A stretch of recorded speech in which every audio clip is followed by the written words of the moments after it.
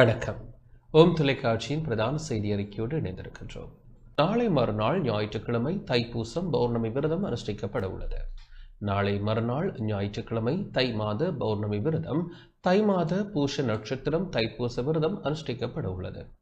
இந்த விரதம் தொடர்பில் சர்வதேச இந்து மத குறிப்பீடாதிபதி சபரிமலை குருமுதல்வர் மகாராஜா ராஜகுரு ஸ்ரீ ஐயப்பதாச சாமசோசாச்சாரியார் விளக்கம் அளித்தார். ஓம் தொலைக்காட்சி நேயர்கள் அனைவருக்கும் சர்வதேச இந்து மத குறிப்பிடம் அகில இலங்கை சபரிமலை சாஸ்தாபுரத்தின் சார்பில் இனிய வணக்கங்களும் நல்லாசிகளும். நாளை மறுநாள் ஞாயிற்றுக்கிழமை தை மாதம் 18ஆம் நாள் 1/2/2026 அன்றைய தினம் தை மாதத்தினுடைய பூரணை திதி பௌர்ணமி, தை மாதத்தினுடைய பூச நட்சத்திரம் தைப்பூசம். இந்த ஒவ்வொரு மாதங்களிலே ஒவ்வொரு சிறப்பான விரதங்கள், அதிலே நட்சத்திர வாரியான விரதம், திதி வாரியான விரதம், பட்சவாரியான விரதம், பாரவாரியான விரதம் என்கின்ற சிறப்புகளிலே இங்கே இந்த நாளை மறுநாள் தைப்பூச திருநாள் பௌர்ணமியோடு சேர்ந்து வந்திருக்கின்றது. இந்த தைப்பூசத்திலே பல்வேறு சிவன் ஆலயங்களிலே, அம்பாள் ஆலயங்களிலே, முருகன் ஆலயங்களிலே சிறப்பான பூஜைகள், வழிபாடுகள், உற்சவங்கள், பால்குட பவனிகள், சங்காபிஷேகங்கள், தேர் திருவிழாக்கள், மஞ்சள் திருவிழாக்கள் என்று சிறப்பாக நடைபெறும்.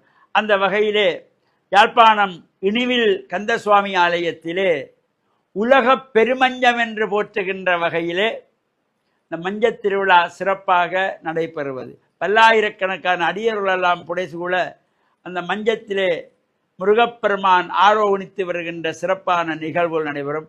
அதே போல இந்த தைப்பூச நாளிலே பல்வேறு ஆலயங்களிலே தேர் திருவிழாக்கள்.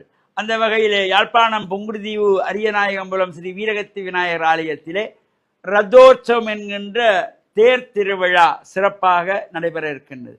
இவ்வாறு இந்த தைப்பூசத்திலே குழந்தைகளுக்கு அன்னப்பிராசனம் என்கின்ற பால் ஊட்டுவது, சோறூட்டுவது என்கின்ற நிகழ்வும் செய்து கொள்வார்கள்.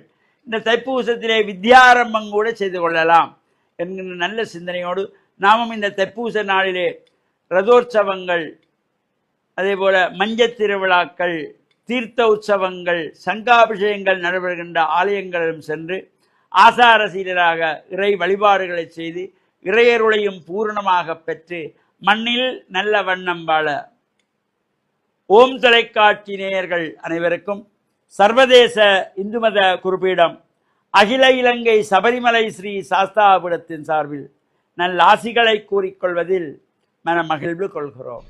வணக்கம். இத்துடன் ஓம் தொலைக்காட்சியின் பிரதான செய்தி அறிக்கை நிறைவடைகின்றது. வணக்கம்.